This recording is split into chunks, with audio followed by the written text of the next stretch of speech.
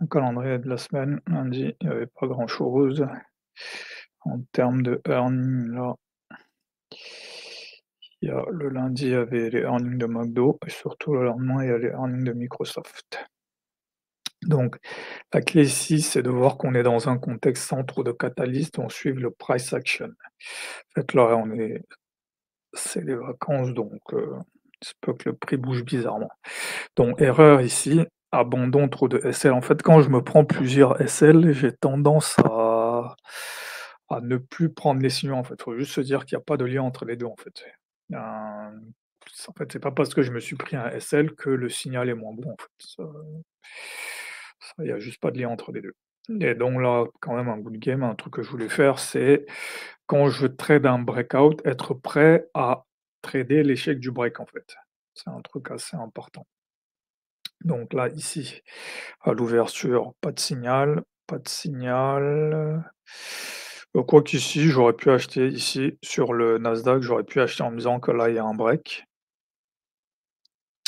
Là, ici, il y a peut-être un reversal, ici aussi un reversal, on intègre à JP, donc là, signal de vente.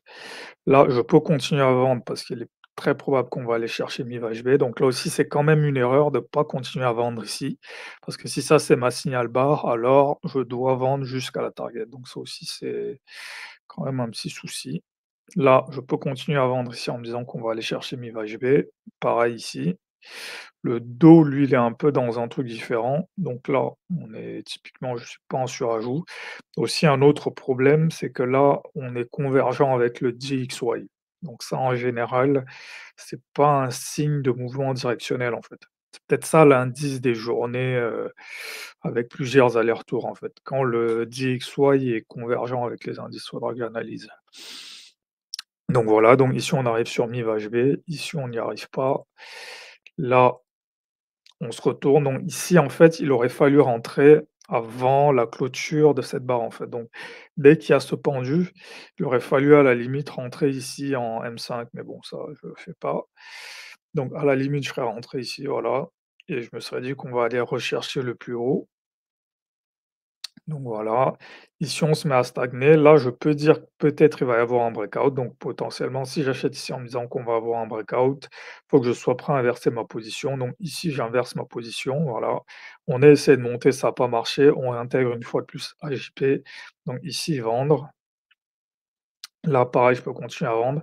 C'est la même réflexion qu'ici, en fait. C'est la même réflexion qu'ici, on réintègre. Ça, c'est ma barre de signal. Une fois que j'ai ma barre de signal, tous les signaux deviennent des signaux vendeurs jusqu'à la target ou jusqu'à une invalidation. Donc voilà, et là, j'aurais pu continuer à vendre. Et là, ma position aurait probablement sauté. Et là, ici, 21h45, je vois ce qui se passe. Sur le Nasdaq, c'était plutôt le Nasdaq qui avait du momentum. Donc ici, on revient chercher le fair value gap avant de repartir à la baisse et là, le mouvement est complété dans la nuit, en fait. Donc voilà, c'est ici le petit moment où, comme je me suis pris pas mal de SL ici, je vends ici, j'aurais dû revendre ici, même ici sur le Nasdaq parce que là, il y a réintégration AJP. On revient chercher AJP, très probable qu'on va repartir à la baisse, donc ici, j'aurais pu faire un RR de 1, RR de 1 et peut-être même si j'étais rentré ici aussi un RR de 1. Donc voilà. Ensuite dans l'ensemble, bon, de toute façon là, c'est le début de semaine donc je pense que voilà, le taux, il y a une sorte de rebond donc là, comme je disais, il y a peut-être un swing intéressant à prendre. Le Nasdaq aussi a peut-être un début de rebond, mais bon, pour l'instant, début de semaine donc pas grand-chose à dire. Donc là, sur le FTSE, alors ici à l'open, on a ce marteau, le marteau est complètement retracé, signal d'entrée. Ensuite ici, retracement de 50, puis on se remet à monter, second signal d'entrée ici. Donc là, c'est le matin.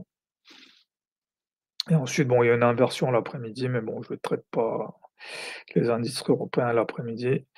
Donc ici, sur le DAX, c'est un truc que je connais bien. On ouvre sur AJP, On se met à descendre, très probable qu'on va aller chercher mi-VHV, donc ici, je peux commencer à vendre ici à 9h15 et ensuite ici à 11h15 il y a un double bottom, mais bon, j'aurais pas tradé. Mais voilà, je peux voir que le mouvement commence ici et il est finalement complété sur la session américaine, un peu comme le mouvement qui est complété dans la nuit.